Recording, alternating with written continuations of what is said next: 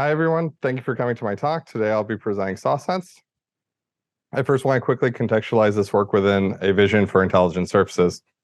There has been a lot of work looking at how to enable gesture interfaces on surfaces, such as recognizing swipes happening on the surface of a table, and additionally towards ubiquitous sensing, like understanding what activities are happening in the home. And most recently, there's been work towards computational materials, such as having the actual fabric of a couch be part of the fabric of computation. In all these cases, we want to look and feel the objects to remain the same. So how do we get there? At a physical level, there are generally three types of waves that are launched when a finger or an object hits the surface.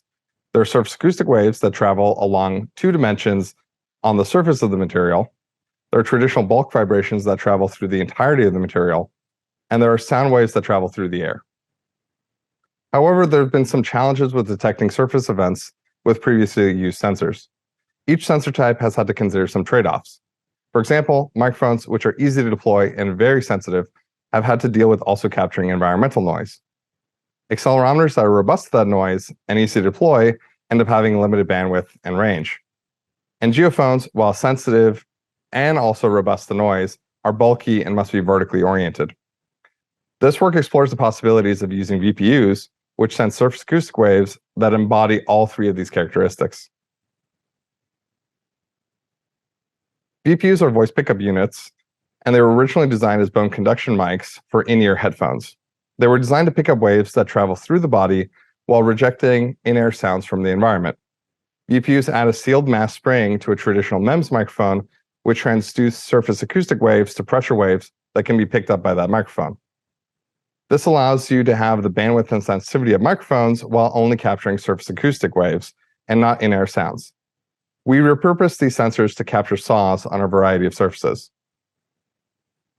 In this paper, we performed a robust comparison of 4 different sensors, but here we're going to demonstrate one to provide an intuition to the advantages of VPUs. Here, a fingernail makes a single tap on a wooden workbench while news is playing on a speaker in the environment. Only a VPU and a microphone can produce a high-resolution capture of the nail tap, yet the microphone is also capturing background noise, the news playing, highlighted in yellow. For a more direct example, we will play 2 clips where a person taps and swipes on a desk 1.8 meters away from the sensor while music is playing in the room. Here, the first clip is a traditional microphone.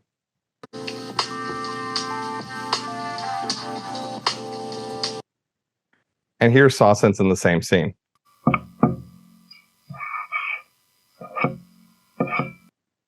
In short, SAWSense provides a unique sensor that is robust to noise, yet is very expressive, even when the event is at a distance from the sensor. We'll now talk about how we evaluate SAWSense across 2 domains of HCI, gesture recognition and activity recognition. We first evaluate SAWSense as a gesture input system. We selected 3 subtle gestures, finger tap, swipe, and fling, and also evaluated their fingernail equivalents, which are more in line with prior works. The figures on the right show each gesture and the frequency signature, showing how each gesture's signature is visibly separable. We performed a 10-user study on a wooden table, including persons with long nails and acrylic nail extensions. We found promising results. We first performed a teasing analysis, which is one way to represent how separable each class is. From this plot, we see very good clusters with slight overlap from the more subtle finger fling and nail fling gestures. Our confusion matrix corroborates these results, having the most confusion between nail fling and finger fling.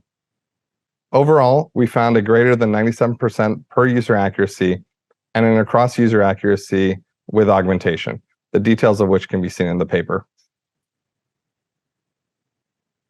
In this clip, we'll demonstrate SAWSense's real-time predictions with the laptop actively classifying the gestures, starting with finger tap, finger swipe, finger fling, nail tap, nail swipe, and nail fling. We also evaluate SAWSense's ability to recognize activities in the kitchen. We selected 16 various appliances, objects, and actions, each of which have a visually distinct frequency signature. They were evaluated both on a wooden counter and a metal kitchen island as a 10-round, leave 1 round out evaluation.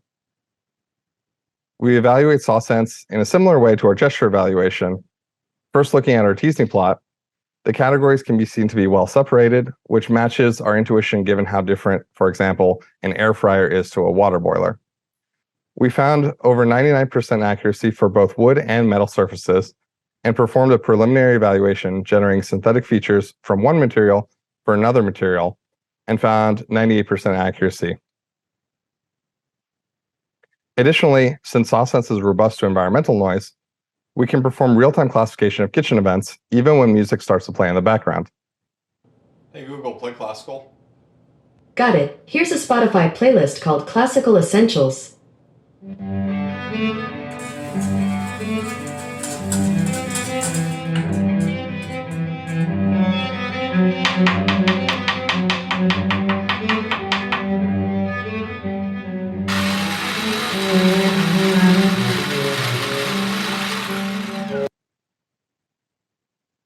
So in the previous two evaluations, we looked at more traditional sensing modalities on rigid 2D surfaces like tables, but we knew how expressive VPUs are, and we wanted to explore where else SAWSense could be used. By placing only one VPU on each of these objects, we can enable multiple kinds of interactions, like making the entire curved surface of a coffee machine touch sensitive,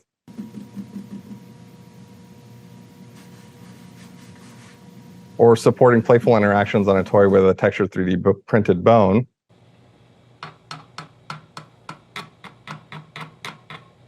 or by placing them on speakers that are actively playing music,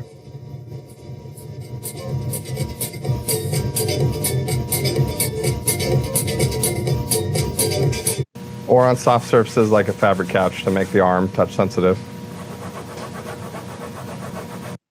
or on the sleeve of a jacket to enable wearable applications.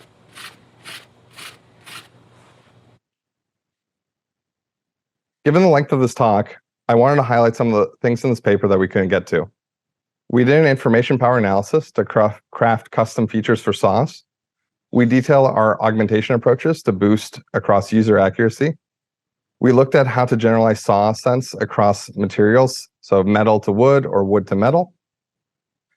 And we performed our evaluations with multiple machine learning approaches, showing that SAWSense is machine learning invariant. And finally, we looked at a lightweight SAWSense that in the future could be deployed on microprocessors. In conclusion, surface acoustic waves present a novel sensing approach that uses a small and easy to deploy VPU, where the wide bandwidth enables rich activity recognition in addition to gesture sensing, and when paired with a lightweight machine learning algorithm, can imbue intelligence on even simple objects like toys and jackets. Finally, I want to thank my brilliant collaborators, Zhao, Kenrick and Alanson Sample. Thanks for coming to my talk.